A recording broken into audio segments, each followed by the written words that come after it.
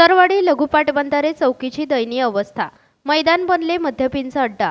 गेल्या अनेक वर्षांपासून सुतारवाडी लघु पाटबंधारे चौकीची अत्यंत दयनीय अवस्था झाली असून आता तर येथील निसर्गरम्य परिसरात मद्यपी हजेरी लावत असून येथील वृक्षाखाली दारूच्या आणि पाण्याच्या बाटल्या दिसून येत आहेत.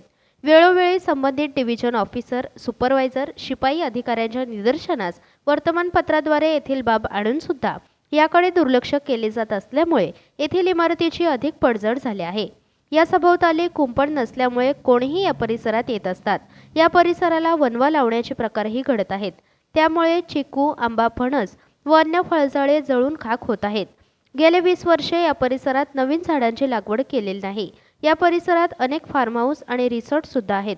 त्यामुळे पाणीपट्टी मोठ्या प्रमाणावर वसुली होत असते. चौकीसाठी चौकीदार आणि सुसज्ज इमारत नसल्यामुळे येथील परिसर भग्न अवस्थेत दिसत आहे.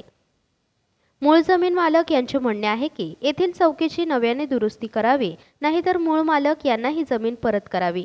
चौकीच्या दरवाजासमोर कोंबड्यांची पिसे व अन्य कचरा टाकल्यामुळे मोठी दुर्गंधी येत असते. येथील धरणातून पाण्याचा अनधिकृत उपसा होत असतो, पण याकडे पूर्णपणे अधिकाऱ्यांचे दुर्लक्ष केले जाते.